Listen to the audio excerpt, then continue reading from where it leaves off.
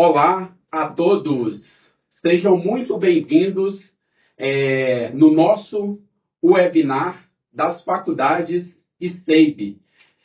Meu nome é Giano Nepomuceno, sou graduado em Direito, sou mestre em Direito Ambiental e Desenvolvimento Sustentável e também sou autor do livro Patrimônio Cultural e Revolução Tecnológica pela editora Del Rey e com muito orgulho também sou editor da nossa revista Ciência Contemporânea, aqui das faculdades ICEIB, desde a edição número 7. E estou muito feliz de estar aqui hoje, direcionando esse nosso debate aqui hoje, referente à temática dos crimes digitais, crimes cibernéticos. E com isso,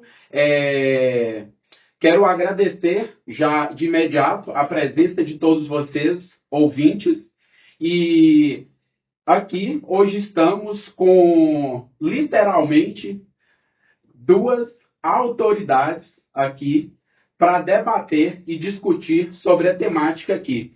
De imediato, apresento aqui de forma breve e vou dar a palavra aqui para o doutor, professor, delegado também, Felipe Façanha, que compõe a nossa mesa de debate aqui, e ao lado aqui está o professor, renomado também, professor Breno Cardoso, é advogado, é professor aqui das faculdades ICEIB. Já de imediato, ambos sejam muito bem-vindos, muito obrigado pela disponibilidade de vocês, dos doutores estão aqui compondo esse debate aqui das faculdades ICEIB, e passo já de imediato a palavra para o doutor Felipe Façanha, para ele se apresentar, se fique à vontade aí para se apresentar, doutor, muito obrigado, e depois passar a fala também para o professor Breno para ele fazer a sua apresentação, e de imediato a gente já entra na temática aí para a gente debater sobre os crimes digitais aí, crimes cibernéticos. Fique à vontade, doutor.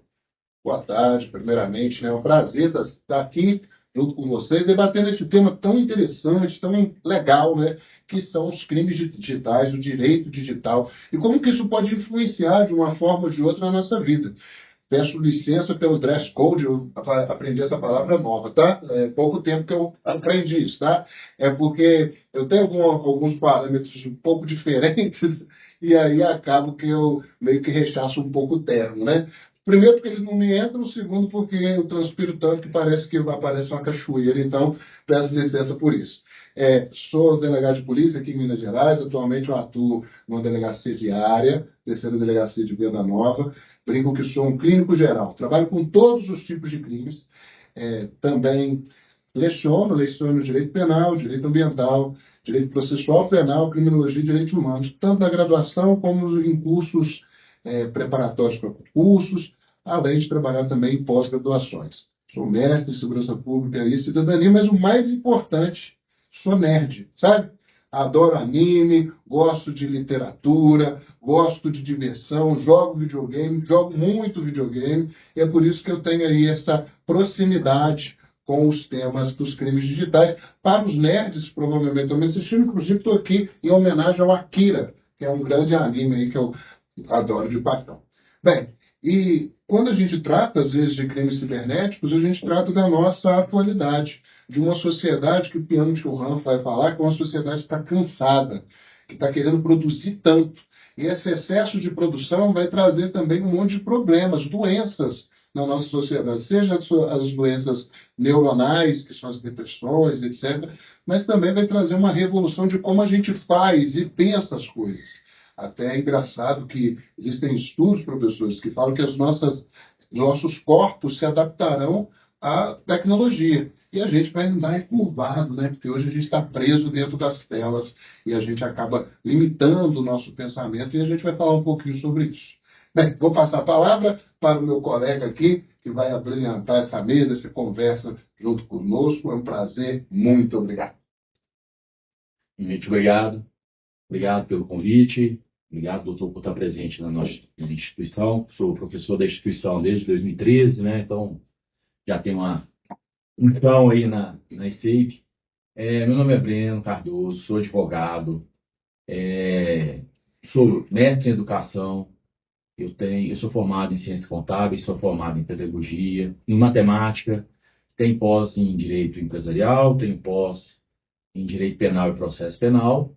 Já ministrei também criminologia, não acredito tão brilhantemente igual Vossa Senhoria, mas já ministrei, né, durante um tempo criminologia.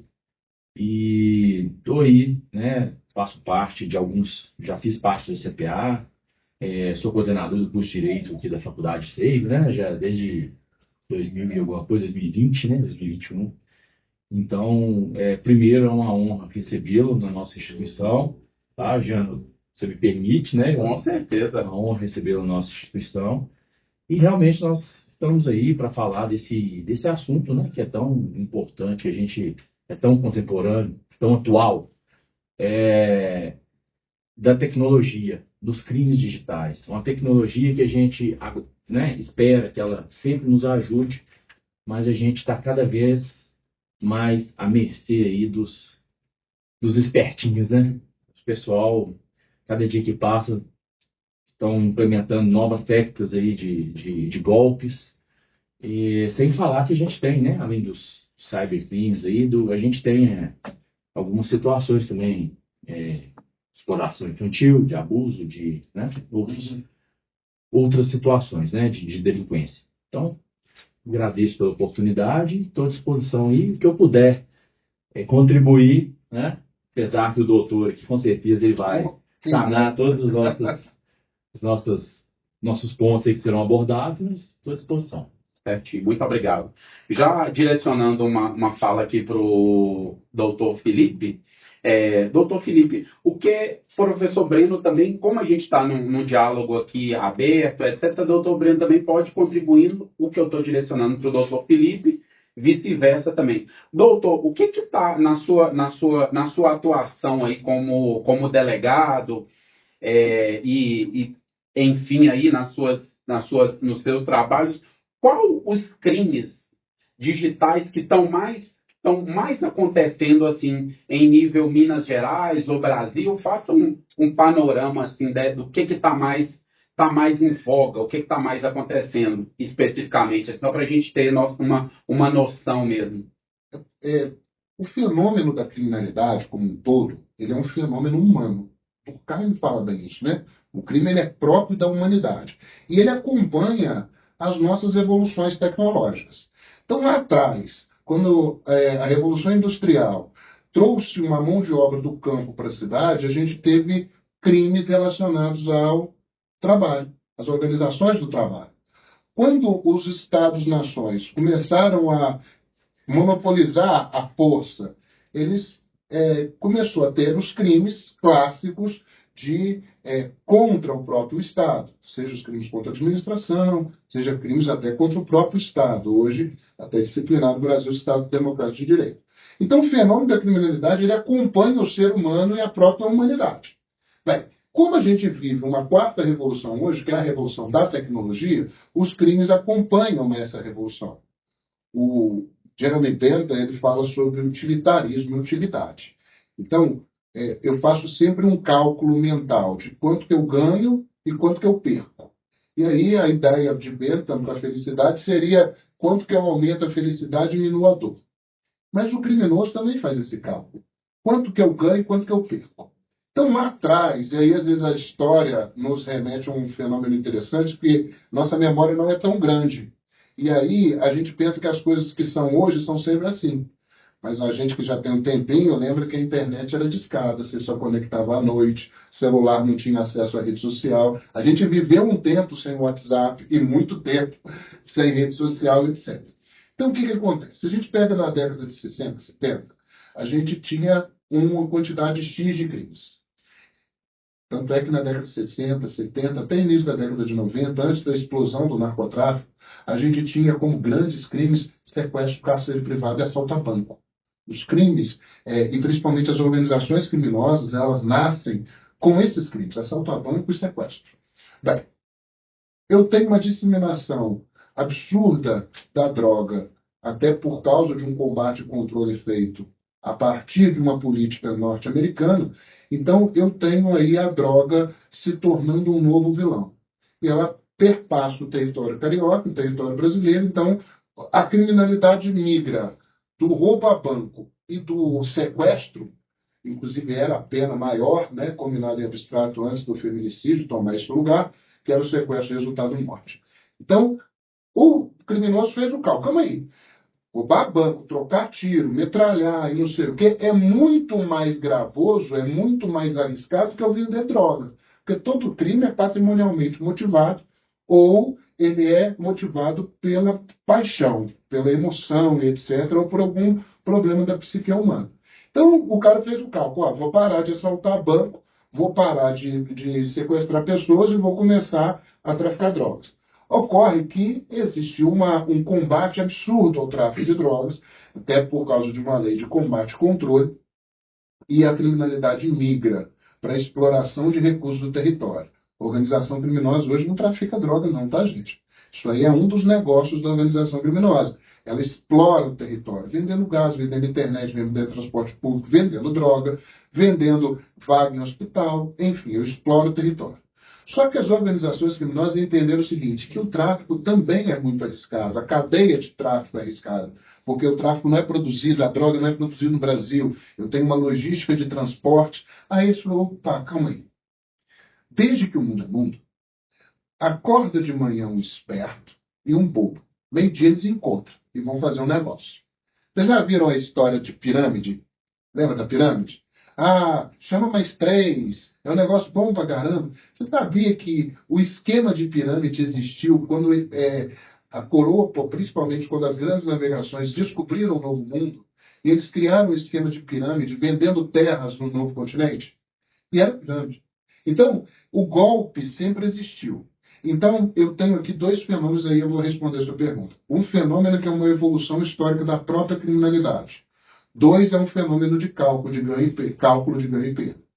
3, e aí é o maior fenômeno, é a inserção de um mundo tecnológico. E aí eu faço um caldo e os criminosos falam, calma aí, é muito mais fácil eu dar golpe pela internet, porque o risco é pequeno, eu só preciso de um celular. Eu não preciso de grande conhecimento técnico, porque ao contrário do que se pensa, 99,9% dos golpes praticados pela internet não são por hacker, pessoas hiperinteligentes que sabem de sistema de fonte. Não. São só pessoas que estão usando a internet para praticar crimes. É o que a gente chama de crimes cibernéticos impróprios. É aquele que eu consigo fazer aqui do lado de fora. Mas eu uso a internet para cometer esses crimes. Então, respondendo a sua pergunta de forma objetiva, depois desse arcabouço teórico. Olha só. Quais são os crimes que eu mais recebo hoje em dia digitais? São estelionatos praticados por meio eletrônico, em diversas modalidades de golpe. Seja golpe de Pix, golpe de boleto, golpe de ameaça fantasma, golpe de sequestro fantasma. Então, são crimes que, olha, são estelionatos, só que eu uso o recurso tecnológico para dar um quê de novo. Para fechar, passar a palavra para o colega. Olha só. Essa semana, uma colega minha entrou em contato comigo e falou o seguinte: doutor, estou desesperada. Mandaram mensagem no meu celular, falaram onde que eu moro, falaram o nome da minha mãe, falaram que estão me vigiando e que vão me matar e que precisam de dinheiro, que não sei o quê. Eu falei assim, me manda as mensagens. Quando ele printou a mensagem, eu olhei lá o DDD 41. E aí, sem imagem. E aí eu fui ver o teor da conversa, a pessoa não tem aí uma capacidade cognitiva muito grande até para formar uma frase na língua portuguesa correta. Digo de outra forma, a pessoa não sabe escrever. Vários erros, etc. Então, de onde que veio a informação da mãe? De onde que veio a informação de onde ela mora? Dela mesma. São os nossos dados que a gente disponibiliza nas redes sociais. Aquela postagem que a gente fala, mãe, eu te amo. E ela responde. Aí, às vezes, esses indivíduos, quando um pouquinho mais elaborados, compram dados da internet que são vendidos por empresas idôneas, como Serasa, como Credilink. Vende essa coisa como se fosse para um lojista, e ali você pesquisa o nome da pessoa, dá o nome da mãe, o telefone, o nome do vizinho, do cachorro, o apelido, e eles vão usar de uma técnica antiguíssima dentro das ciências humanas, chamada engenharia social. Engenharia social é como que eu descubro dados que você mesmo forneceu ou faço com que você me forneça esses dados, e a partir de então eu uso eles para te ameaçar, para abrir contas, para fazer um monte de coisa. Então, quais são os crimes hoje em dia que eu mais investigo e que caem para mim como delegado de polícia? Golpes praticados pela internet ou golpes que usam de recursos tecnológicos para serem realizados. Então, isso é o grande bolo de ocorrências. Para você ter uma ideia, eu recebo cerca de 150, 200 ocorrências por semana. Então, no final aí de um mês, eu tenho 800 a 1.000 ocorrências por semana, por mês. Sendo que essas 1.000 ocorrências são de fatos potencialmente criminosos. E aqui eu estou retirando fatos atípicos, fatos não potencialmente criminosos, ou fatos só de comunicações. Então, dessas 1.000 ocorrências, eu fiz esse levantamento um pouquinho antes de vir para cá, no mês de outubro, que foi o dado consolidado, dessas 1.000 ocorrências, cerca de 790 foram golpes estelionatos praticados pela internet. E às vezes, aqui tem de tudo, né? A pessoa que sequestrou seu Instagram, você que não teve acesso ao Instagram, ou você que perdeu sua rede social, muitas coisas que não são o golpe propriamente dito consumado, o crime foi tentado de alguma forma. Então, hoje, e acredito que é uma marca dessa quarta revolução, a gente tem uma hipervalorização de dados pessoais, principalmente, e utilizando do meio da internet e da utilização desses dados para produção para execução de crimes e produção de outros fatos relevantes para o direito. É mais ou menos isso. Certo, muito obrigado. Passa a palavra aí, professor Breno. Fica à vontade aí para contextualizar, talvez sobre algumas questões jurídicas. Então, assim, o que o doutor Felipe falou, Jean, é algo que a gente vê no nosso dia a dia, até porque os golpes estão cada vez mais frequentes, igual eu já tinha falado anteriormente, e as modalidades de golpes são diversas, né? A gente tem um golpe de uma extorsão digital, que existe. Posso te contar um caso de um cliente meu aqui, logo sem falar nome. Ele começou um relacionamento digital, plataformas digitais e tudo. Quando foi ver, trocaram fotos e depois chegou um terceiro falando que era irmão da pessoa, que a pessoa era menor, extorquindo e tal. Acontece muito isso.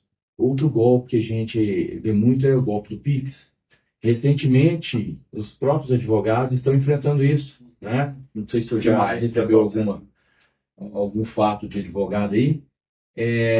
Pessoal utilizando as plataformas, mandando, não sei como que eles conseguem essas informações, mas eles mandam para o cliente da gente falando, olha, o seu processo, você teve ganho no seu processo, tem que pagar X aqui para liberar um alvará. E assim, o cara cita seu nome, cita o processo, o cliente que não ficar atento, ele acaba pagando. Mas hoje em dia os clientes são mais espertos, né? Então eles estão ligando para os advogados, para verificar e tudo, e teve uma divulgação grande da OAB nesse sentido também, porque isso estava acontecendo muito. E assim, os crimes digitais, né? Como o doutor disse, ele vem numa crescente. Em 2012 a gente teve lá a lei Carolina Dickmann, né, para inibir aí, instaurou, né, o marco, inaugurou aí o marco regulatório para inibir essa questão dos dados informáticos, né? E é isso, cara. Eu acho que a gente tem que ficar atento mesmo, porque a modalidade de golpe está presente, apesar, igual o doutor falou, que são, né, pessoas que às vezes te ligam e te dão um golpe, mas está cada vez mais elaborado o negócio. É muito difícil. Tem hora que eu vou ser sincero, tem dia que eu tenho medo de fazer alguma compra pelo site, de alguma coisa. Na hora de pagar, a gente tem que conferir. Geralmente você vai pagar, parece boleto lá de outro banco, e aí você paga, você vai reclamar de quê? Esses dias meu pai comprou entrou no Instagram, fez uma compra pelo Instagram. Tudo certinho. Site, entrou e tal, pagou, nunca recebeu o produto. É perfeito. Então, assim, eles estão cada vez mais aprimorados assim, na arte aí de dar golpe no pessoal. Então, assim, qualquer um cai. Não é falar assim, não, caiu porque você... Não, qualquer pessoa cai. Hoje em dia é complicado, certo? Dando sequência aqui, doutor, quando acontece, para ambos aqui, quando acontece um possível crime cibernético, digital, qual que é as primeiras providências que a pessoa lesado pode estar recorrendo aí a uma delegacia? Sabemos que aqui em Belo Horizonte tem várias delegacias especializadas aí, né, especificamente. Qual que é essas primeiras ações básicas para garantir direitos aí ou futuros direitos aí de quem foi lesado? É tirar um print, reunir provas? Esclareça isso um pouco para nossos ouvintes aí, que é uma temática muito importante, mas muitas das vezes talvez até um idoso que foi lesado. Então esclareça para a gente aí, professor Breno, completa aí também especificamente. Essa pergunta é excelente, porque existe uma grande dissonância. Que olha só, a Polícia Civil e todas as polícias, elas não funcionam para cobrar dívida, organizar a cobrança de dívida, para corrigir maus negócios executados e para dar susto em ninguém. Então, o que a polícia faz? Busca indício de autoria e materialidade. Pode ser que na busca da autoria e materialidade ela recupere bens, mas essa não é a função principal da polícia. Então você tomou um golpe. Qual que é a primeira coisa que você tem que fazer? Contato com o banco. Primeira coisa, entre em contato com o banco imediatamente. O banco provavelmente vai te solicitar, né, o registro da ocorrência. Então, mas a primeira coisa que você faz é o contato com o banco. Para tomar golpe. O que eu faço? Bloqueio os valores, tenta fazer, tem até um mecanismo de recuperação de ativos, o próprio mecanismo do Banco Central, regulado para quando você faz PIX equivocado, etc. Então você tem que, cada banco, nos aplicativos dos celulares, tem um procedimento próprio para você estornar aquele PIX, cancelar aquela compra, etc.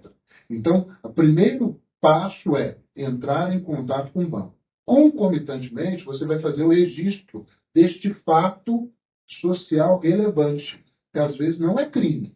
Às vezes você fez um mau negócio. Às vezes você comprou algo ruim.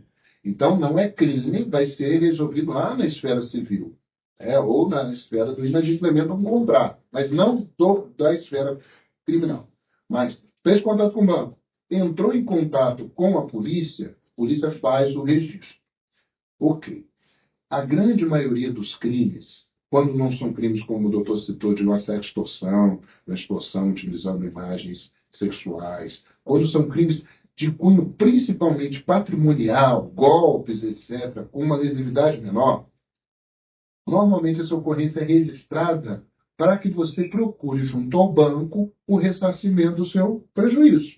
Até porque as plataformas, às vezes os marketplaces, podem responder por isso civilmente, de forma solidária ou não, e a parte civil não tem todo o domínio como gostaria de ter. Então fez o registro, comunicou o banco.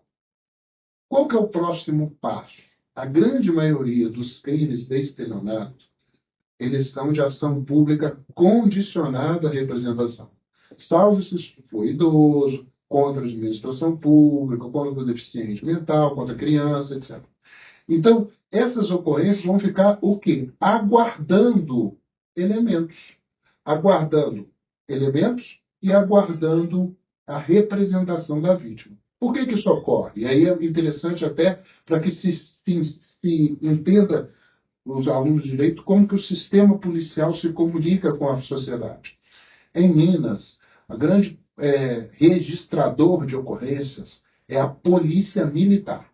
Isso faz sentido porque a Polícia Militar ela é um órgão de prevenção. E ela tem mais capilaridade, ou seja, ela está em mais lugares. Você vê muito mais polícia militar do que polícia civil. Você vê muito mais carros da polícia militar do que da polícia civil, mais batalhões, etc. Então é mais fácil você registrar a ocorrência pela polícia militar. Então tomou um golpe, está ligando para o banco, chegou, viu um carrinho da polícia militar, faça o registro. Alguns, às vezes, policiais, às vezes por um despreparo, alguma coisa, falam que não pode fazer aquele registro, ou então, porque eles têm algumas outras demandas, Só, olha, esse registro você pode fazer direto na delegacia e acaba encaminhando a pessoa para a delegacia. Isso vai da necessidade da pessoa. De qualquer agente público é obrigado a fazer o registro de ocorrência, onde quer que esteja. Então, vamos supor que você tomou um golpe nesta região. Você registrou num carrinho da Polícia Militar. Às vezes, a depender de onde foi o golpe, de onde você mora, isso vai ir para uma outra delegacia. E é nesta outra delegacia que vai se processar a investigação. Então, é para essa delegacia, no registro da ocorrência, tem lá em cima para onde ela foi destinada, é nessa delegacia que você tem que procurar, às vezes, para fazer a representação, para apresentar fatos e provas se necessários. Porque, como eu disse, eu recebo quase 800 ocorrências de golpes praticados pela internet só na minha delegacia, ou melhor, né, na unidade policial pela qual eu sou responsável. Então, é estruturalmente impossível se organizar isso de forma criminal para todos os crimes, para tudo que acontecer. E até porque você não tem, na grande maioria desses crimes, elementos suficientes de materialidade. Você não consegue investigar. Não consegue. Você vai achar, a pessoa mandou um Pix, tomou um golpe, mas isso caiu com laranja. Você comprou errado, porque você fez a compra. Então, assim, qual que é o passo? Registro, banco. Reúne todas as informações que você tiver e procura, se for o caso, a Polícia Civil apresentando essas documentações. Concomitantemente, a depender do prejuízo, procure a Defensoria Pública, o advogado, para você conseguir o ressarcimento via civil. Às vezes, né, via direito civil. Às vezes procurando aí acionar o banco por uma falha bancária no vazamento dos dados ou nos mecanismos de segurança. Às vezes no próprio marketplace, que pode responder solidariamente. O que é marketplace? É Mercado Livre, a Amazon, onde você compra, OLX. Então, são esses dois grandes parâmetros. Agora, crimes praticados pela internet de grande potencial lesivo, por exemplo, pedofilia, extorsão mediante extorsão, sextorção, crimes de ódio, racismo proliferado pela internet. Esses crimes, aí sim, quando a gente recebe a notícia desse crime, nós processamos ele com grande velocidade, investigamos a fundo, porque são crimes que a gente chama de alta potencialidade lesiva. É o que a gente entende, por exemplo, quando alguém morre, quando tem um tráfico de drogas pesado. Então a gente vai fazer esses filtros até pelo estado estrutural das polícias. É isso, doutor? Perfeito. Só queria complementar o seguinte: a gente vê que os golpes, ainda mais de Pix, né, como foi brilhantemente já falado aqui, é difícil você encontrar a pessoa que te deu o golpe. Às vezes o cara te dá o golpe porque ele está lá do outro lado do mundo. Então, assim, não tem como a polícia atuar, né? Então, para atuar, você tem que dar para ele uns indícios ali de materialidade. Então, é difícil, né? Eu vejo que muitas pessoas às vezes deixam de registrar um boletim porque acham, e aí, de forma equivocada, colocam, né? Que a polícia não faz nada. Não é a polícia, porque não tem como fazer essa investigação, não tem como localizar quem realmente praticou aquele ato ilícito, né? Então, mas tem uma frase que me lembrei agora, da época que eu era estudante de Direito, que falava o seguinte: em Direito Civil, fala assim, quem paga mal paga duas vezes, não é? sim. Em grande maioria dos golpes que eu tenho notícia é porque ou a pessoa quis levar uma vantagem, ou quis pagar algo muito barato, ou que participou de alguma forma. O estelionato tem muito disso, sabe? A gente na criminologia fala de uma bilateralidade criminosa, que a criminologia entende crime de outra forma. O cara teve uma intenção ali de ter uma vantagem, mas ele não sabia que o outro tinha uma intenção ainda maior. Então, se eu fosse pegar, eu não tenho esse dado consolidado, ainda penso em pesquisar, acho que dessas 70% de ocorrências que eu recebo no mês, que daria aí cerca de 700, às vezes 800, eu acredito que mais da metade disso é esse tipo de estelionato, que a pessoa quis participar, quis ter um negócio.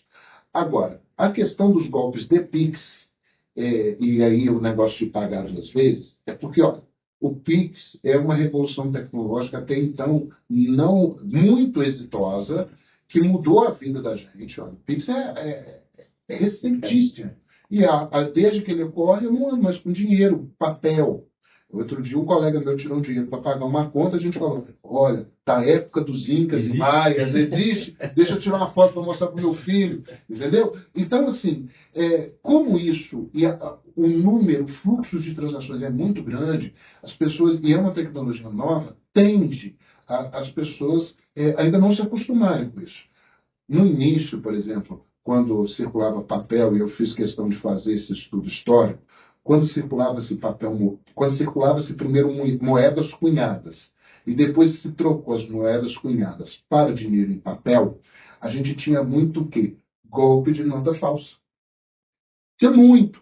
A gente depois continuou tendo golpe de nota falsa, mas o quantitativo é muito pequeno, porque é difícil você passar uma nota falsa para as pessoas. Hoje em dia pode ser que isso volte a ser mais fácil, mas quando a gente tinha cheque, a gente tinha uma quantidade absurda de golpes utilizando cheque. Mas o cheque morreu, a gente não tem mais esse golpe mais. Então, a sociedade tende a se acostumar com isso. E como que ela se acostuma? Como que ela se adequa? Hoje a gente tem grandes mecanismos de proteção das próprias plataformas. Quando você faz o Pix, você pode estorná-lo. Inclusive, a gente já dá golpe fazendo isso, depois eu explico. A gente tem sistemas do Banco Central que proíbem que pessoas abram contas nos seus dados. Essa implementação foi recentíssima, tem algumas semanas. Então, hoje você pode entrar lá no seu Gov, que congrega todos os documentos, você assina documento, tira um monte de coisa. E lá tem a opção de você comunicar para os bancos assim, ó, não abra conta no meu nome. Acabou. E aí, eu vou só fazer um parêntese para falar o seguinte, ó. Muitas vezes, a nossa sociedade não quer solucionar alguns problemas, tá? E aqui, veja, a gente tem um grande problema de crime organizado no Brasil. Inclusive, a gente teve aí operações em favelas, etc. E o que movimenta esse crime organizado? Dinheiro. O crime é patrimonialmente motivado. Não é o tráfico. Não é a droga. É o dinheiro. Não é o fuzil. É o dinheiro. Então, para você sufocar uma organização criminosa, basta você sufocar o dinheiro. Agora, vamos perguntar para vocês, para vocês estudantes, ouvintes, vamos raciocinar comigo.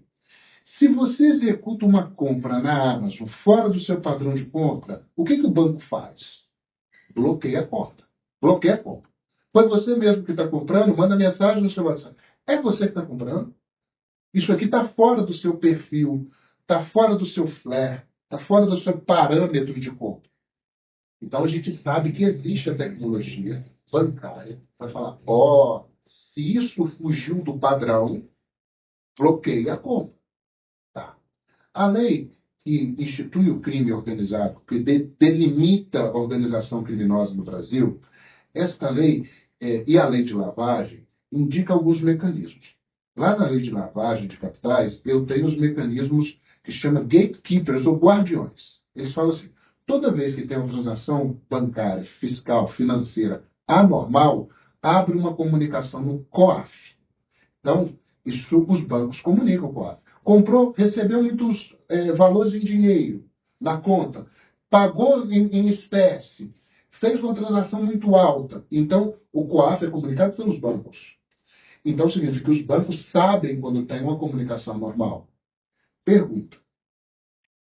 Quando você tem golpe de Pix, quando você tem golpe de boleto falso, quando você tem golpe de falso leilão, ou quando você tem organização criminosa, o dinheiro ele precisa transitar no sistema financeiro através de contas. Sendo que os bancos sabem que essas transações são fraudulentas. Por que não congela a conta? Porque quer resolver o problema de organização no Brasil? Outro dia teve uma polêmica aí comigo, eu falei que a operação lá no Rio de Janeiro foi um desastre, foi mesmo, foi um absurdo, enfim. Aí, como que resolve? Vamos pegar uma coisa simples, para resolver o problema de organização criminosa e para resolver o problema da grande maioria desses golpes. A conta FIM está recebendo transação anormal? Congela a conta. Bloqueia a conta, congela os valores e fala o seguinte, proprietário da conta, comparece aqui na agência tal com seu documento, sua identidade, para a gente desbloquear. Sabe por que não vai aparecer ninguém? Porque a conta é de laranja. Aí sabe o que vai acontecer? O dono da conta do dinheiro vai mandar um advogado com procuração. Aí é só falar o seguinte, tem problema não, pode vir com procuração. Mas eu quero que você venha comparecendo com a pessoa, faça a prova de vida da pessoa. Acabou o problema da movimentação normal. Agora, sabe quem não quer que isso aconteça? O banco. O banco não quer congelar a conta. O banco não quer que o sistema pare. Porque se a conta está congelada, ele não pode transitar esse sistema no sistema dele. E qual que é o negócio do banco? Eu tenho um monte de dinheiro, eu vendo o dinheiro que é seu, e eu lucro com ele. Se a conta está congelada, esse dinheiro está lá guardado e o banco tem prejuízo para custodiar esse dinheiro sistematicamente. Então, quer resolver o problema? Congela a conta e manda a pessoa aparecer. Você não consegue fazer isso com benefício de INSS, a pessoa não tem que fazer prova de vida? Então, a gente quer ter uma solução anormal, uma solução absurda para algo que é muito simples. Eu não preciso aumentar a pena, eu não preciso entrar em um monte de lugar, fuzilar os outros, não preciso fazer um monte de coisa disso. É só colocar lá no pé da lei antifacção e falar assim, transações anormais em conta, tem bloqueio e congelamento automático até que a pessoa compareça fazendo prova de vida. Faça isso em lei. E aí eu diminuo o problema de crime organizado, diminuo o problema de golpe. Então, eu fiz esse parêntese para que vocês e todos entendam que o problema do crime organizado ele é um problema que está muito ligado aos crimes cibernéticos, porque eu preciso de lavar o dinheiro. Então, é esse que é o X da questão. Crime cibernético, organizações criminosas, lavagem de dinheiro e golpe, está tudo no mesmo buraco. Está tudo no mesmo buraco. Então, passar a palavra para o colega. Concordo perfeitamente com o que o doutor falou, até porque a situação banco-cliente, o cliente sempre vai ser hipossuficiente. Uhum. Né? É o cliente que precisa do banco para indicar onde que ele vai recorrer. Né? Então, assim, realmente o banco, nesse ponto aí, ele prejudica muito seus clientes. Pegando um gancho, eu queria, doutor, a gente abordar um pouco mais, assim, além da questão dos golpes, PIX, falar um pouquinho de cyberbullying, né, esses crimes também, né? Crimes que a gente vê aí, adultização, que isso está muito recente, né? Quero até citar ela aqui, doutor Breno, mais pra frente, mas pode a gente abordar sobre cyberbullying, eu acho que é algo muito importante. A gente, ainda mais eu tenho criança em escola, pelo menos na minha casa, os perfis de Instagram são todos fechados e tudo, mas a gente sabe que tem a população em geral, eles gostam mesmo de divulgar, né? Sim. Aí, é justamente, como é que o golpista sabe que os meus dados, sabe que eu tô falando, pô, o cara posta tudo na rede social, tá tudo lá. Né? Então, assim, acho que é um fato importante da gente trabalhar também. Não é que eu quero fugir do Pix, do golpe de Pix, não, mas acho Mas que. não é fugir, não, está dentro da nossa temática. Não, faço do golpe de Entendi. Pix, né? A gente abordar também, porque eu acho que a questão do cyberbullying, o Pix a gente sabe que, como foi explanado aqui, ele tem uma normativa que a gente não consegue muito combater, até por falta de subsídios de quem poderia passar para a sociedade, né? Subsídio que não tem interesse, não passa. E aí o crime é condicionado, não tem como investigar e a gente fica preso. Agora, um cyberbullying, uma extorsão, cara, né, um estelionato é diferente. Porque você consegue, né, passar ali alguns subsídios para a polícia abordar, tentar localizar. Né? Inclusive, um caso que eu relatei no início, da pessoa que rede social e tudo, foi meu cliente, nós fomos na delegacia de crimes digitais ali na Francisco Salles, ali embaixo do viaduto. Estivemos lá, esqueci o nome do detetive que nos atendeu lá, mas, cara, fantástico, pegou tudo. Meu cliente, na época, o cara pediu para ele passagem aérea para Belém, então sabia a hora da passagem, a hora que ele ia pegar o voo, a hora que ele ia, sabia tudo. Então, pô, não cancela nada. Nós vamos pegar ele. Pegaram o cara no aeroporto. Sério, pegaram o cara no aeroporto. O cara pegou 16 anos de prisão. Não foi o único. Cometeu esse crime com mais de 7 pessoas. E quando a pessoa não tinha mais, não pagava mais, ele abusava sexualmente da pessoa. Que ano foi isso, doutor Breno? 2018, 19. Que agilidade. Entendeu? Então, assim, é algo que eu acho que é algo que a gente pode trazer também, sabe, Jânio? Porque é como a polícia consegue atuar. No Pix ela fica de mãos atadas, tá errado? Você trouxe algumas coisas muito interessantes. O primeiro é o seguinte: a maioria dos dados que a gente fornece de forma direta ou indireta, ou pelas redes sociais que a gente publica, ou porque esses dados, existe um processo de empresas, da própria dinâmica da internet que raspa esses dados. Exemplo, não façam isso a alunos de direito, tá? Já vou explicando para vocês serem bons alunos, não ruins. Você pesquisa jurisprudência no site dos tribunais, tá? Lá no site da STF, lá no site da STJ, na jurisprudência consolidada e etc. Mas aí, quando você vai buscar a jurisprudência, normalmente tem uma empresa grande, enorme, famosa, que você bota lá, é a primeira que aparece, não é? Jus Brasil. Vou falar o nome, é uma boa empresa, inclusive. Mas ela aparece com todos os dados de todos os processos. É de lá que eu retiro os dados dos advogados, tá, gente? Então você pesquisa lá o seu nome, vai fazer. Tem tantos processos. Você bota o seu nome, entre aspas, na Google. Aí vai pesquisar. A primeira plataforma que vai aparecer normalmente é o Jus Brasil, outra plataforma de raspagem. E aí vai estar lá. Advogado tem 130 processos. Aí você paga, a pessoa faz a assinatura disso, né? Clica lá e vai ter todos os andamentos processuais de todos os processos. Aí ela vai conseguir entrar em contato com o seu cliente e falar: sou advogado, está em um andamento, o andamento é extra. Então é daí que vem o golpe. Porque essas informações estão públicas. Ok. Então, esse é o primeiro ponto. O segundo ponto é o seguinte: crianças e adolescentes ainda não têm a formação psíquica suficiente para se sustentarem nas redes sociais e na internet. Inclusive, as redes sociais e a internet não permitem que menores tenham redes sociais. É porque a gente não lê aquele contratinho gigante que a gente só aceita, né? Mas não pode ter, tá? E o negócio de fiscalizado pelos pais também não é algo muito legal, porque acaba que os pais não fiscalizam e é um evento difícil de se fazer. Os criadores de redes sociais, de alguns repositórios como o YouTube, etc., quem cria, quem trabalha com isso, não permite que os filhos usem. E a última, em 2023 ou 2024, se não me engano, a palavra do momento, a palavra mais importante, né, que entrou como vocabulário, chama apodrecimento mental, brain rot.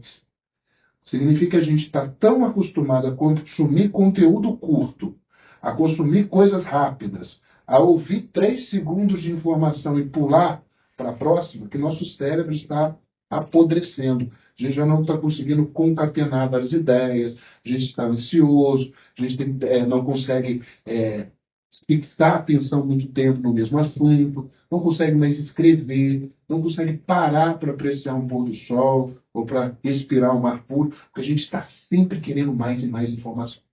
E aí eu juntei, olha, uma sociedade hiperconectada, uma geração que nasceu conectada, mas que não sabe os limites dessa conexão. E os pais, e aí é um grande problema, porque os pais são pais que viveram a transição de um mundo analógico digital ou viveram mais tempo na vida no mundo analógico do que no digital. Então os pais não sabem como lidar com isso. Não sabem como conversar com o seu filho, não sabem limitar, não sabem a dificuldade e as dores que tem aqui. E a nossa sociedade, ela não permite que você viva desconectado. Vou falar para vocês um exemplo muito simples. Ó. Eu não bebo, eu não consumo nenhum tipo de bebida alcoólica, já há alguns anos. E depois que, observando o mundo, eu percebo que o mundo é feito só para quem bebe. Só para quem bebe. Os adultos, eles vão para algum lugar com outros adultos. A primeira coisa, você não vai beber nada, não? Você não quer uma cerveja? Você não quer um vinho? Você não quer um uísque? Mas você não bebe nada? Mas o que aconteceu? Está tomando remédio? Alguma doença? As pessoas não conseguem compreender que não quero, não gosto, não estou afim. Isso para nós, adultos. Para as crianças, jovens, adolescentes, né, é a mesma coisa com as redes sociais. Mas você não tem rede social, mas você não tem WhatsApp, mas como que eu vou falar com você? Como que eu vou te mandar o trabalho? Mas como que a gente... Entendeu o problema?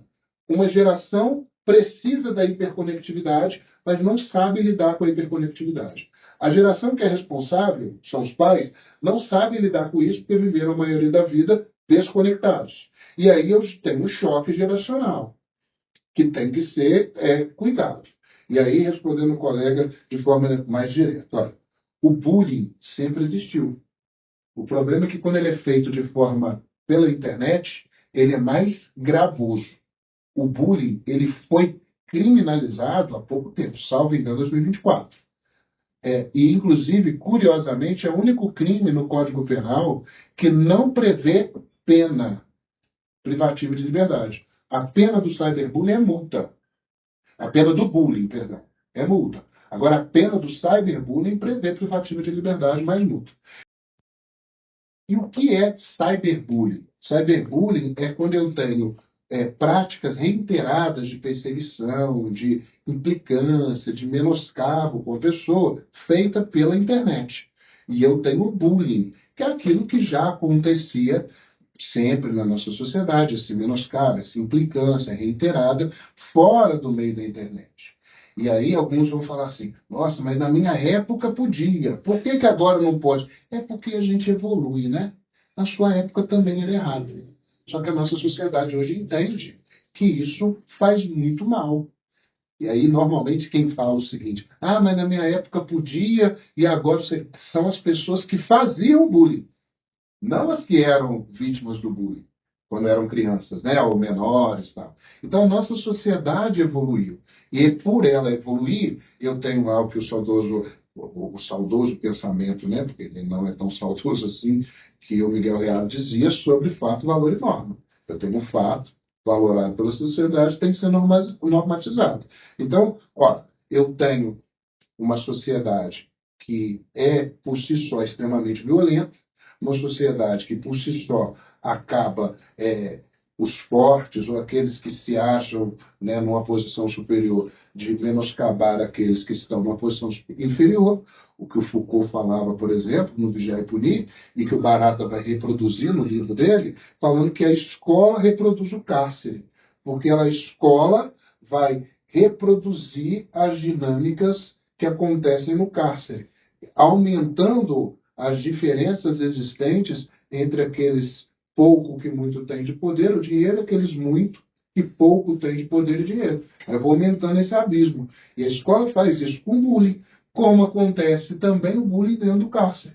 Então, eu tive que normatizar isso. O problema é que, quando você faz isso pela internet, a lesividade é muito maior, porque atinge um grupo absurdo de pessoas. Então, bullying e cyberbullying são condutas tipificadas hoje no nosso código como crimes. E eu tenho os fenômenos de adultização, retomando, até para a gente chamar a atenção de 2 pontos, foi até o que o Felca trabalhou num vídeo absurdo dele, muito bom, hiper esclarecedor, que são quando eu coloco uma criança agindo ou se posicionando como adulto. Isso pode ser sexualizado ou pode ser através de ações. Então, eu colocar uma criança para executar coisas de adulto é um fenômeno de adultização, o que gera mal para a criança e para a própria sociedade.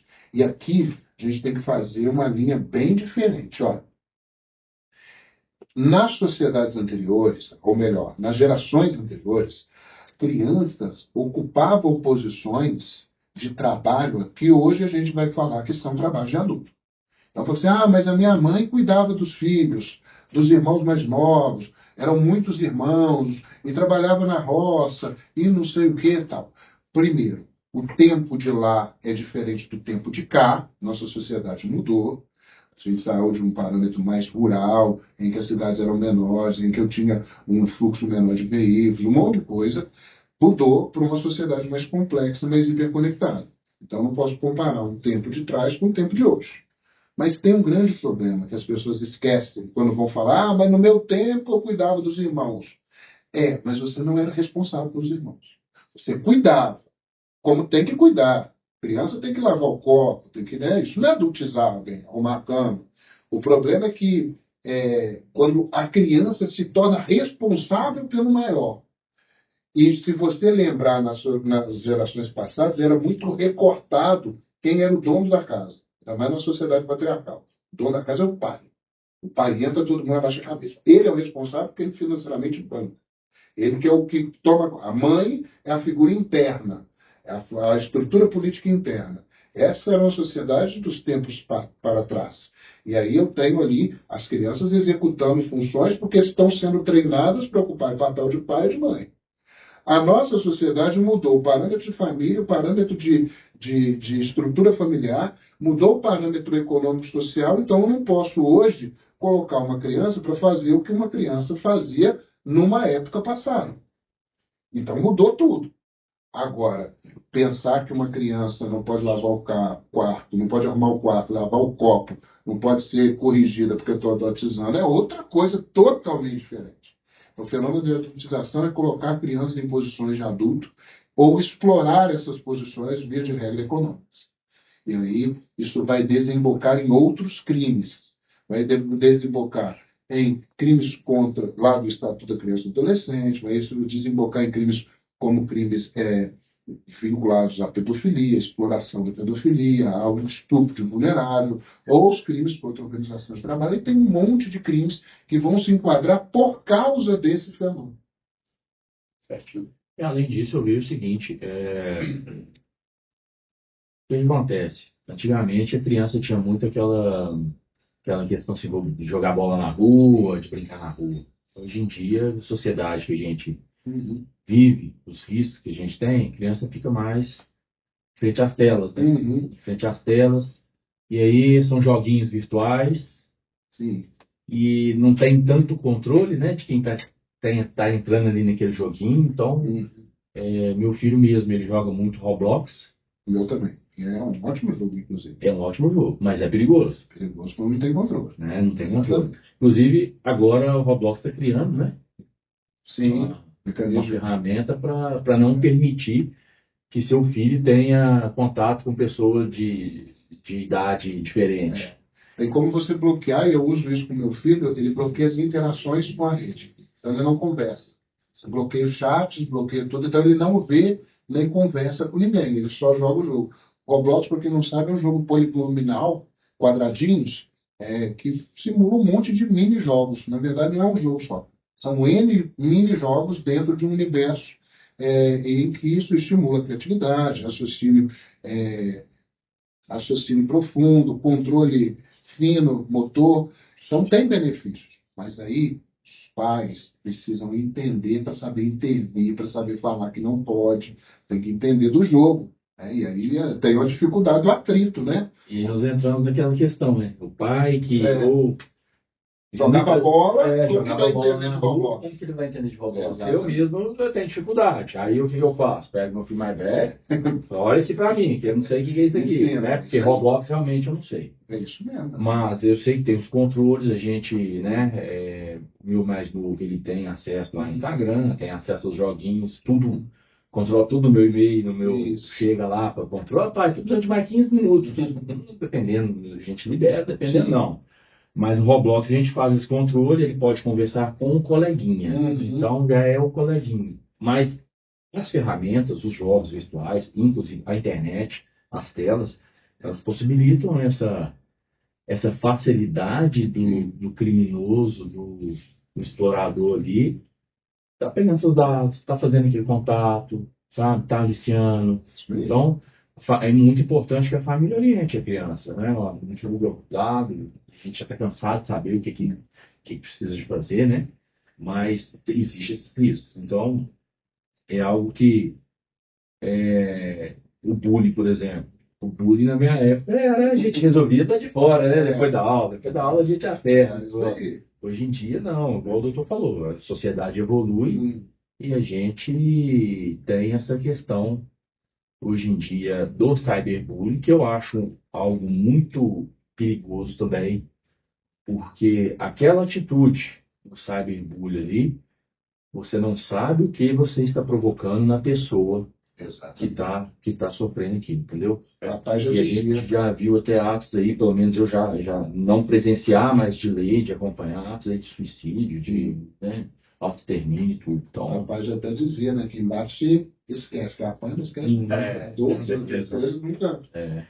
Diante dessas contextualizações aí que os doutores fizeram, eu queria que a gente, um esclarecimento de vocês aí. A gente vive numa sociedade contemporânea, atual, né, totalmente interligada com as novas tecnologias, como a gente está debatendo aqui, crimes cibernéticos, digitais.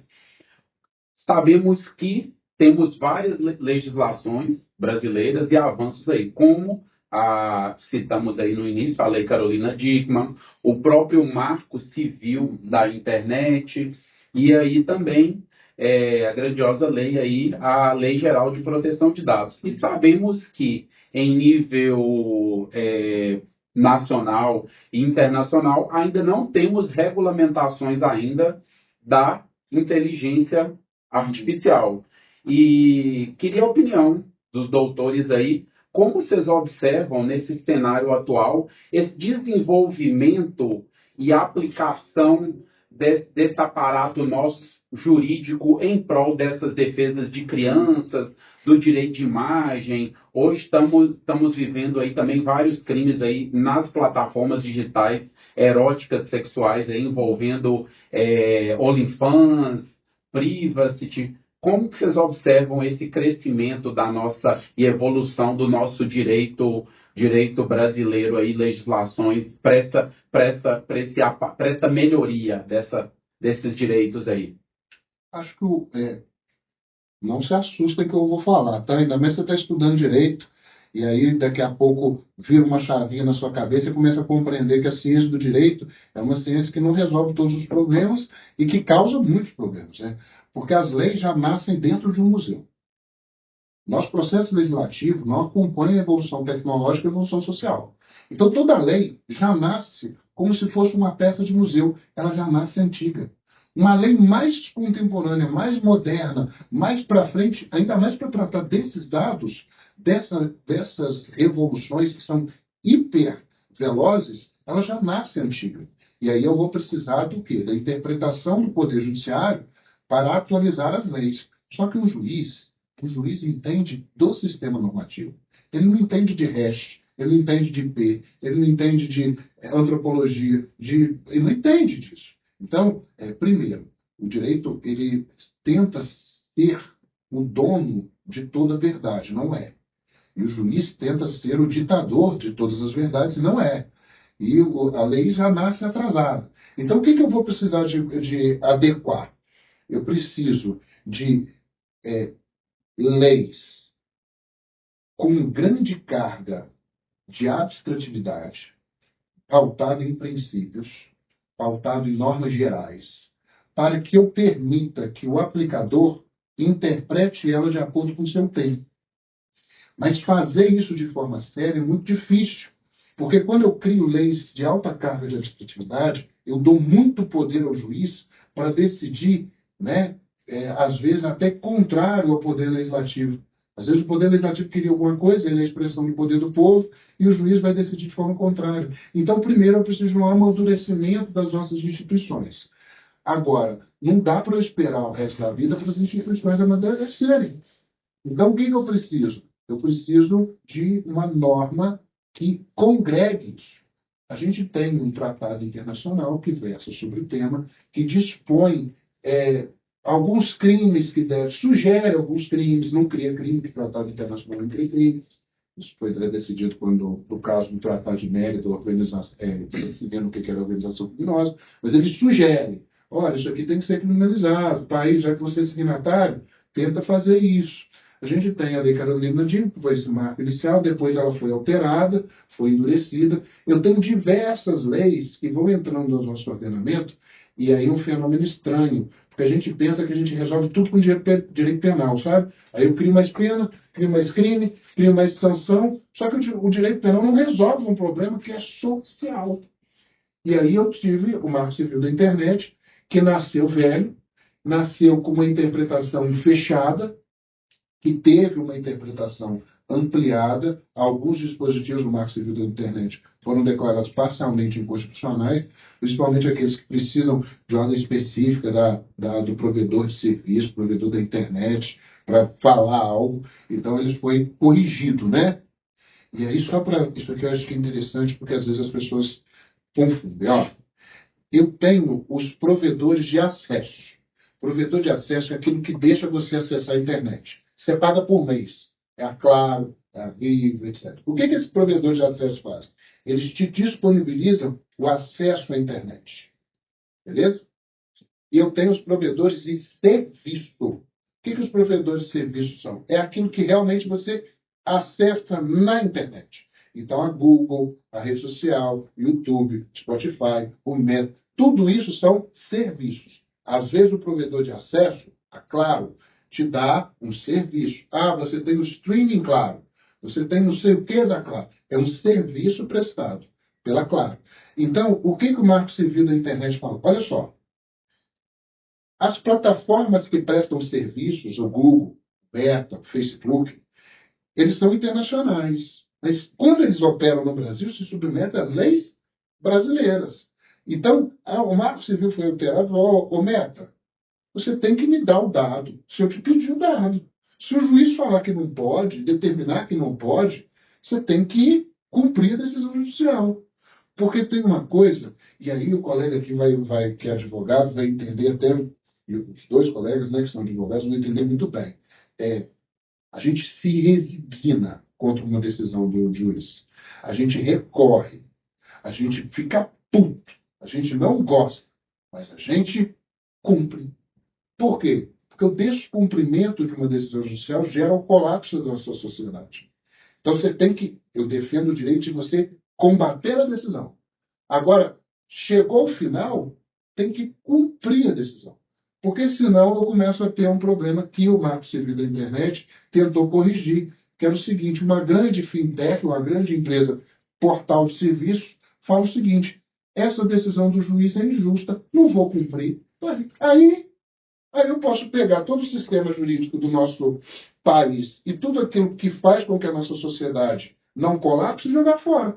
Porque se o Twitter pode falar que não vai cumprir a decisão, aí o Instagram vai falar que não cumpre, o Facebook fala que não cumpre, o WhatsApp fala que não cumpre. De repente, o seu José vai falar que não vai cumprir. Entendeu? Aí a polícia vai chegar na casa de alguém para cumprir o mandado e dizer, não vai entrar aqui não. Por quê? Porque esse mandado é injusto aí.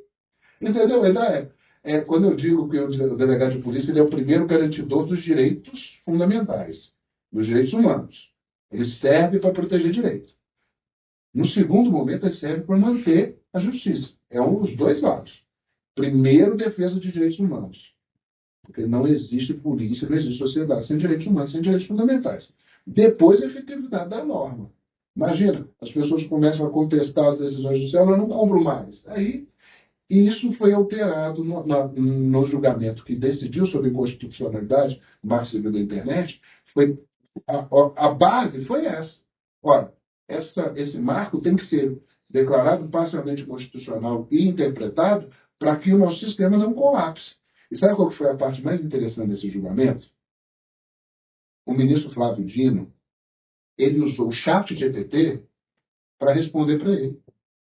E aí ele leu no voto dele a resposta que o chat GPT deu na questão que ele mandou.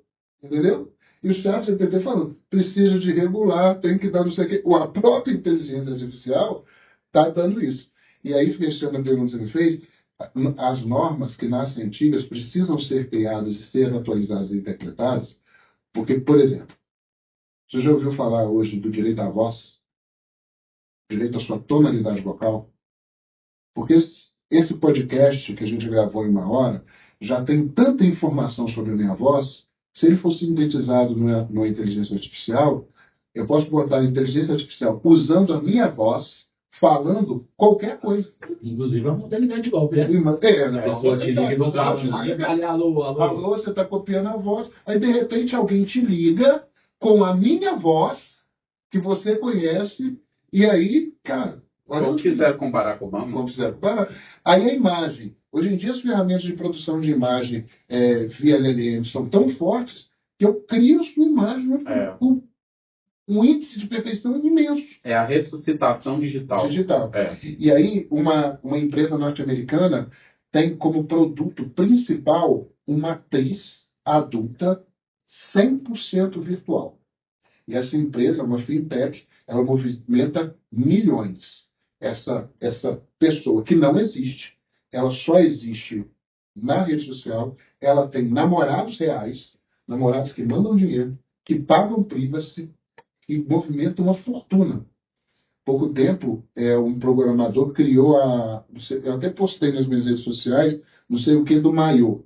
Era um programa de auditório com uma apresentadora de cabelinho curtinho usando maiô.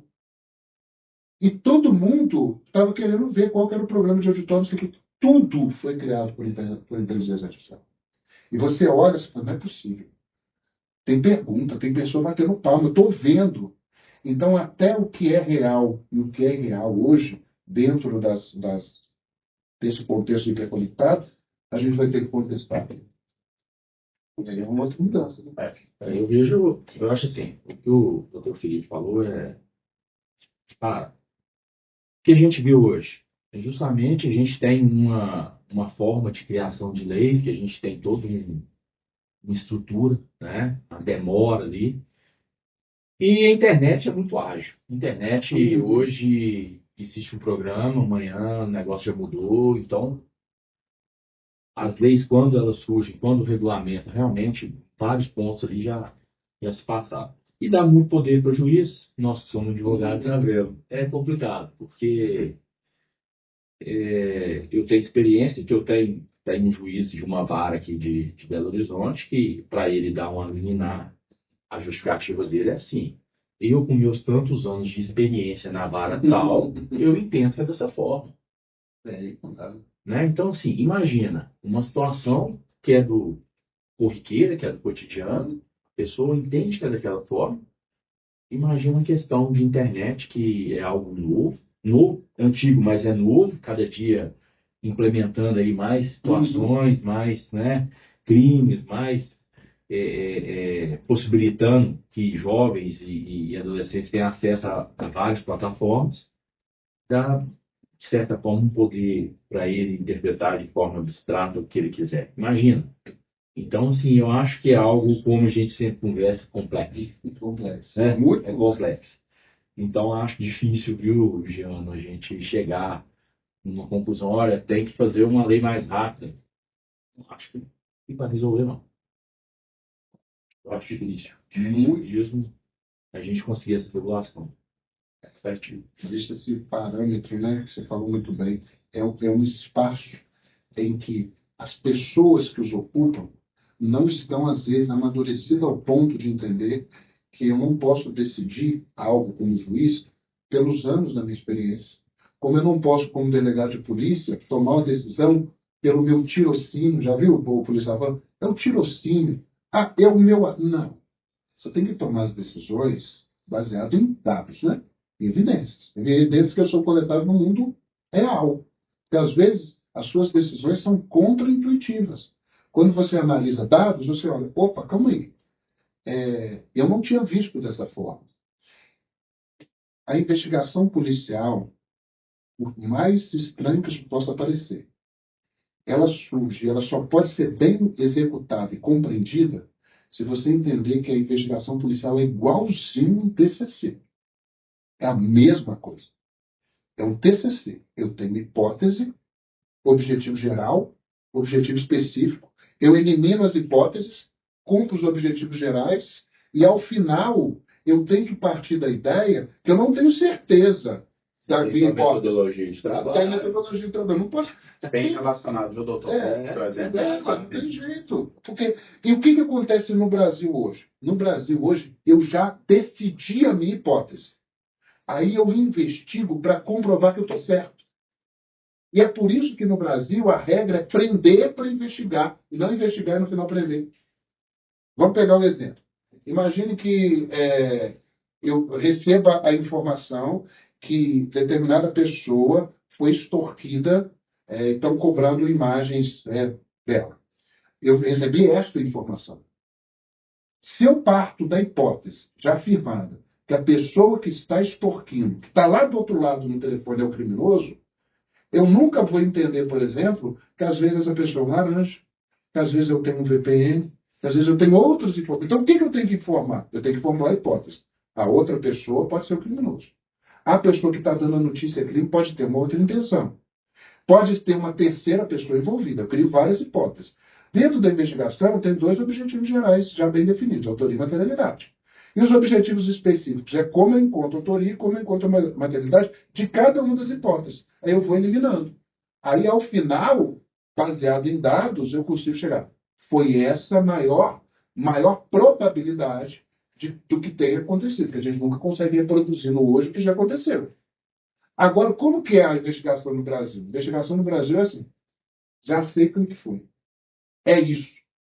Agora vamos pesquisar como que a gente prova isso que eu já decidi. Isso não é investigação. E o juiz? O juiz ele toma a decisão antes. Depois ele fundamenta, ou mal fundamenta, para justificar a decisão que ele já tomou.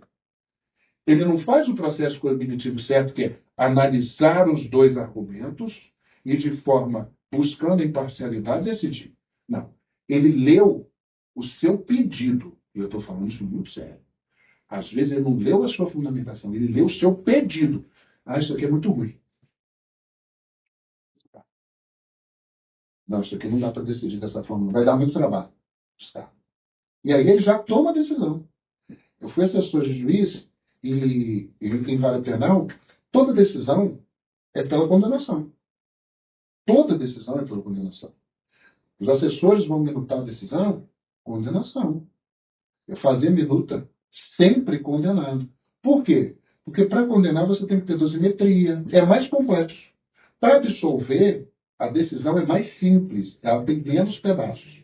Aí o juiz, ele instruía o processo e para ele mudar a decisão de condenação para absolvição é muito mais rápido do que ele construir e fazer dosimetria depois.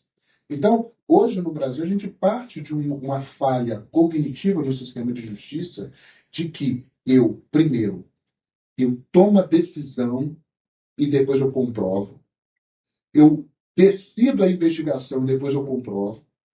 Por isso que eu prendo antes para investigar. Por isso que eu quero sempre prender cautelarmente. Eu quero sempre botar no presídio, porque eu quero prender. Depois, se eu cagar a investigação inteira e no final não sustentar a prisão, meu trabalho eu fiz porque eu prendi lá atrás.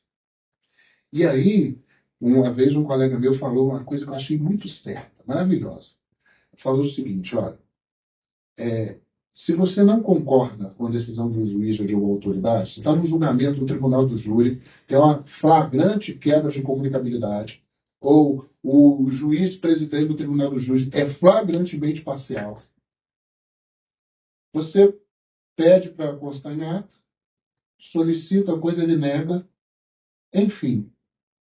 Todas as arbitrariedades de quem decide podem ser contestadas por vocês, advogados, e devem ser contestadas.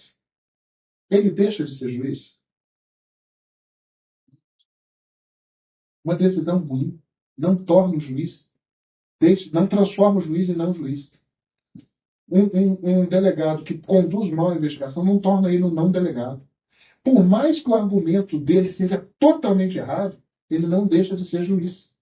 É por isso, isso aí eu faço sem sombra de dúvida, por isso que a advocacia, para mim, é uma das profissões mais difíceis que existe. Mais difíceis. Primeiro que é a advocacia que oxigena o direito. Formula as teses. Segundo, que é a advocacia que contesta uma autoridade que não deixa de ser autoridade estando errada. Entendeu? Por isso que, às vezes, outro dia chegou um advogado lá para atender, e o pleito dele era um pleito que eu não acho viável. Eu falei, doutor, infelizmente eu não concordo. Eu estou adiantando que eu vou despachar, não concordo, eu vou negar o seu pedido. Ele ficou bravo comigo. Ficou puto, mas isso é um absurdo, e não sei, doutor. Infelizmente, o que você está se resignando não vai mudar minha decisão. E eu vou continuar decidindo da mesma forma. E eu vou continuar sendo delegado do mesmo jeito onde eu estou. Qual é o caminho certo? Você vai procurar a corregedoria, procura os órgãos correcionais, mas eu estou fundamentado. Só para ilustrar, era um caso de restituição de veículo. E eu entendo que só se restitui veículo se o processo está no Poder Judiciário com decisão do juiz. Né? Mandei um inquérito para o Poder Judiciário. O inquérito não voltou. Quem que decide sobre a restituição do bem? O juiz. O pedido é feito. Aonde? No juízo. Aí o juízo, antes de definir ou indeferir, comunica o Ministério Público, e o Ministério Público vai me perguntar se eu tenho interesse ou não. Porque a investigação concluiu. Eu já formei a minha opinião. Aí, se a investigação voltar para mim com cota, e o auto está comigo, aí, como eu estou novamente presidindo, eu posso decidir sobre isso. Aí, o caso é que ele queria que eu definisse uma restituição de um procedimento que estava para a justiça. Não dá, você está equivocado. Ele ficou bravo. E por mais que eu estivesse errado no meu entendimento, eu não deixaria de ser delegado. E é por isso que é tão difícil a questão de vocês. Certinho. Só fazendo um questionamento aqui, nós aqui atuamos também no ambiente acadêmico. Estamos aqui num debate acadêmico, etc.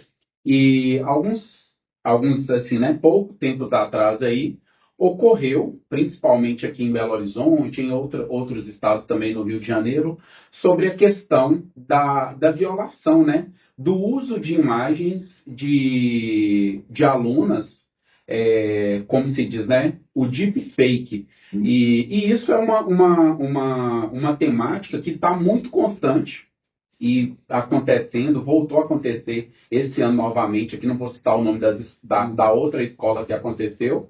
E como vocês observam esse crescimento desse crime, dessa violação de lei de imagem, de utilização de fotos íntimas disponibilizadas nas redes sociais e fazendo essas montagens, esses deepfakes? O que é que vocês, como profissionais e professores também no meio acadêmico, o que é que vocês falam e relatam dessas temáticas? Em qual as medidas assim que a própria instituição, as pessoas que estão expondo, principalmente as mulheres que às vezes postam uma foto inadequada ou estão, como eu gosto de dizer, mais vulneráveis, né? Então, queria a opinião aí dos doutores referente a essa questão de violação de direito de imagem, privacidade de crianças e adultos aí no ambiente escolar, até para a gente ter um alerta sobre desses questionamentos.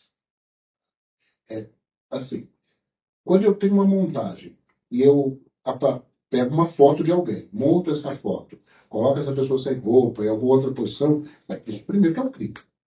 Sem sombra de dúvida. Isso vai ser...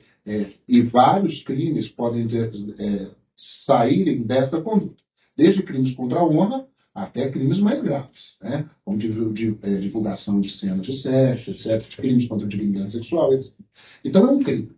No meio acadêmico, isso deve ser verificado de forma administrativa e disciplinar, identificando quem fez, ainda mais se for dentro da instituição, uma imagem da instituição, isso deve ser, essa pessoa deve ser sancionada administrativamente. Agora, tem um parâmetro que eu acho que é mais grave para nós que somos professores. O que tem acontecido? Às vezes, isso tomou proporção até pelas ações de um estudante até numa faculdade federal. Ele se gravava, estava assistindo a aula, e ele pegava o celular e botava o celular virado para ele, gravando ele. E depois ele recortava pedaços da aula e monetizava conteúdos, ganhava dinheiro, criticando ou monetizando conteúdo. Mas não era a voz dele, era a voz do professor. Então ele botava o celular filmando ele, só que a voz que saía, né, ele não montava nada. Ele estava filmando ele, ou filmando a aula. E aí esse conteúdo da aula, que o professor está disponibilizando para aqueles alunos, é um conteúdo intelectual produzido pelo professor. E aí eu acredito que tem violação de direito aí, porque é um conteúdo intelectual produzido pelo professor. Ele é disponibilizado para os alunos, mas se o professor chega e diz, olha, eu não quero que me filme, não quero que me grave, eu não quero que disponibilize, até porque esse indivíduo ele pegava trechos e fazia polêmica, e ganhava com isso. Então, esse tipo de coisa é complicado. Pode acontecer também a questão que eu já falei da cópia da tonalidade de voz. Né? E o conteúdo que o professor produz no meio acadêmico, ele é de produção intelectual daquele professor, e se vinculado a alguma faculdade, né, ele tem a vinculação, é chancela daquela universidade, daquela faculdade. Aí é um caso ainda mais grave, que vai envolver a imagem da faculdade, a imagem do professor, etc. Então, são conteúdos muito termos. O que você acha, doutor? Eu acho que a gente volta sempre à questão social. Tem como. Sim. E a todo momento que a gente fala, mesmo a gente abordando um tema crimes digitais, a gente sempre vê que o problema está na sociedade. Por quê? Hoje em dia, antigamente, na minha época, se eu falasse alguma coisa com o professor, Não. entendeu? Chegava em casa, a história era diferente. E o professor tinha ali voz, tinha assim, um poder, né? Era apoiado pela direção, pelo coordenador, por tudo. Hoje em dia, se um diretor fala alguma coisa, se um professor fala alguma coisa, os pais acham que aquele professor está errado. Então, o nosso problema é social. Tanto na esfera de crimes digitais, é tudo social. Nossa sociedade ela não contribui para a nossa evolução. Na verdade, no meu entendimento, né, há essa deturpação toda aí do contexto de educação. Então, hoje em dia, a gente vê inclusive esse rapaz, ele continua fazendo em outra instituição. Ele é advogado, faz em outra instituição essa mesma coisa. Já foi condenado. Já foi expulso de algum lugar. Já foi expulso. E foi condenado criminalmente. Sim. E continua fazendo. Inclusive, nessa outra atuação dele que ele fez na faculdade, o professor já escolar disse: olha, eu não quero saber. Essa voz é minha. Então, foi bem interessante isso. E o que você fala de um problema da sociedade, eu tive uma fala numa escola de pais, de uma escola para ensino médio, né? Falando também sobre adultização e crimes cibernéticos. E eu não sei onde que mudou esse ponto, mas em determinado momento a nossa sociedade parou de entender que o professor, ele é mestre e ele escolariza. O professor não educa. Quem educa é família, quem educa é sociedade, é o controle social formal e informal. O papel do professor é escolarizar, é dar o conteúdo programático, formativo, já definido anteriormente pela instituição, pelas leis. Esse é o papel do professor, formar senso crítico, pensamento crítico, etc., dentro de um plano que já foi debatido, já foi escolhido pela universidade, pela faculdade, pela própria Brasil. Então, curso de direito, tem disciplinas obrigatórias de introdução ao estudo do direito. Por quê? Já foi decidido, o debate já foi feito, é porque tem que ser assim. Aí a faculdade vai determinar como que ela vai passar esse conteúdo. Vai botar o nome de sociologia do direito, filosofia do direito, mas o conteúdo tem que ser dado. Essa discussão já teve. E o professor está no papel de escolarizar, de educar, mas é a educação formal, não a educação dada de humanística, né, de formação humana, de controle. Isso é dado pela família, pela igreja, pelos outros órgãos, não só a escola. A escola participa, não é papel do professor. E o professor não é amigo de aluno. Nunca. Professor é professor. A relação é de hierarquia. É umas coisas que as pessoas não guardam, né? O professor é hierarquicamente superior ao aluno, inclusive com determinados poderes, prerrogativas administrativas de sai da minha sala, vai para a coordenação, zero tua prova, aqui nessa sala dessa forma você não entra, porque ele exerce um poder de hierarquia. Então não é uma relação horizontalizada. Da mesma forma que pai não é amigo de filho, mãe não é amigo de filho, porque pai é responsável, é relação de hierarquia. É amigo você escolhe, gosta de ser mas não é amigo. Pai não, gosta de ser amigo, não existe. E aí, em algum momento, as coisas se misturaram. O pai quis virar amigo, o professor quis virar amigo, o professor quis virar pai, e aí, né, tá misturado. Vamos botar as coisas no lugar. Professor hierarquicamente superior é mestre, ele termina a escolarização, educação formal, não é amigo de ninguém, pai é responsável, responde penalmente, inclusive em caso de omissão imprópria. Então, pai é responsável, hierarquicamente superior, ele é responsável por uma coisa e por outra. Então, doutor, mas é justamente isso que a gente, assim, que vem trazendo, né? A questão social. Sim. Se perdeu. Exatamente. Se perdeu. A questão social, a gente vê muito, por exemplo, crimes digitais. O pai hoje não tem um controle, o que o filho está fazendo, não sabe o que o filho está assistindo. Sim. Permite divulgação e amanhã não quer que ele seja vítima. ou que até mesmo ele esteja praticando algum crime, a gente não sabe. Exatamente. Então, falta esse controle da sociedade. Com certeza. Estou muito feliz de estar aqui aprendendo e compartilhando desse conhecimento vasto aí e grandioso dos doutores para a gente fazer um fechamento aqui do nosso debate referente aos crimes digitais. O que vocês observam aí para a gente fazer um arremate aí sobre prevenção e orientações? O que os doutores daí recomendam e indicam aí seja para os nossos estudantes da Faculdade SEIB aqui do curso de Direito, de Enfermagem, de Pedagogia ou de Tecnólogo de Mineração, de forma geral, o que vocês falam aí para essas recomendações? E se o professor Breno também tiver outro questionamento que ele quiser falar também, fica à vontade também. Eu vou, assim, encerrar, né, minha fala, porque eu acho que o doutor tem muito mais para acrescentar para a gente do que né, o pobre advogado aqui. Eu acho que a criminalidade cibernética ela é bem difusa, ela é mutável, ela é despersonalizada, né? Não respeita fronteiras geográficas, não tem horário, não tem perfil social.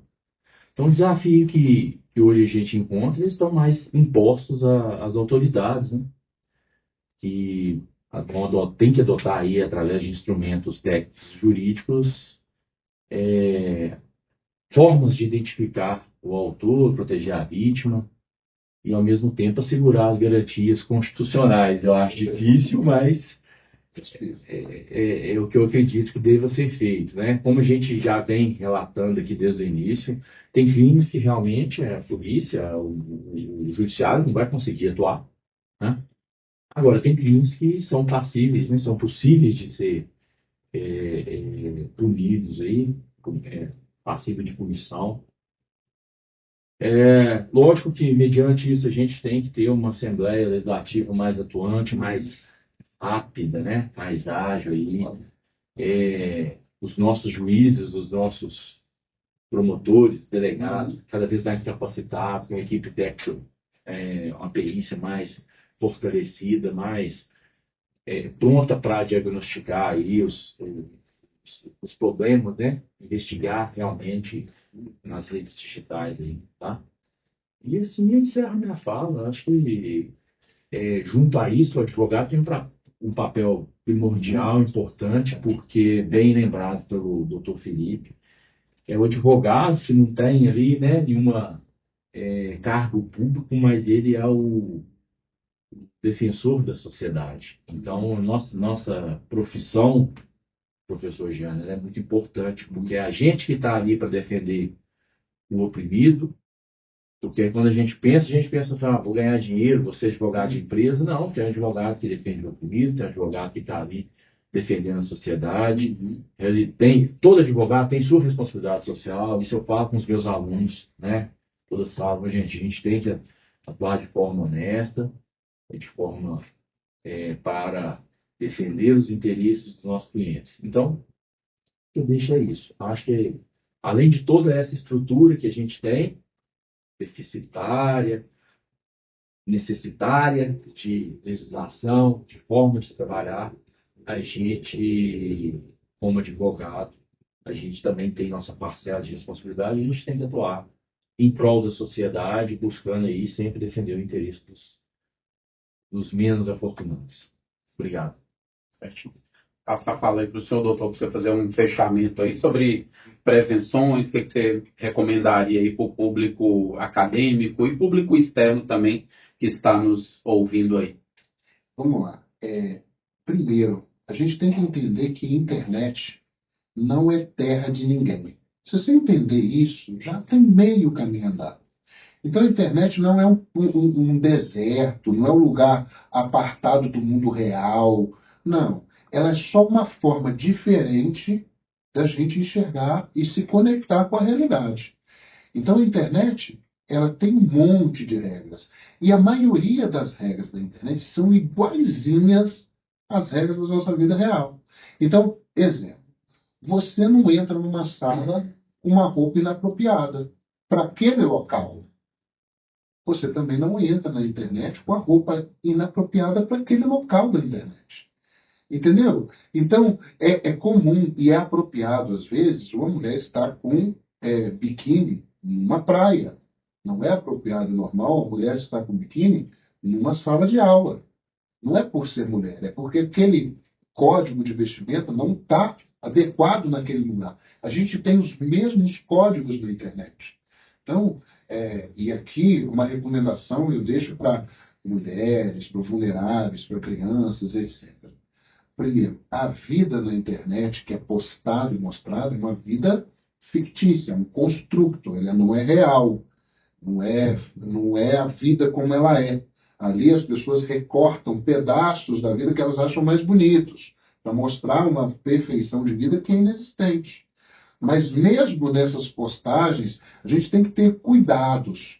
Você não fala de qualquer forma com qualquer pessoa. Então, por que na internet você se sente no direito de entrar lá e comentar algo, né, contra alguém, numa fala de alguém que às vezes você não conhece, às vezes de forma agressiva? Não pode. Isso tem crime aí, de crime contra a honra, injúria.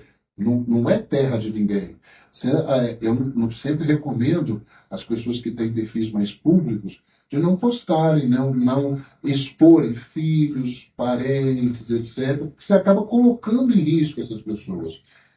Mulheres, né, com roupas, né, a vestimenta da mulher, por mais que ela expresse quem aquela mulher é, às vezes tenta colocar isso de uma forma só para os seus amigos mais próximos, para evitar deepfakes, né, evitar a utilização de forma indevida e evitar uma superexposição.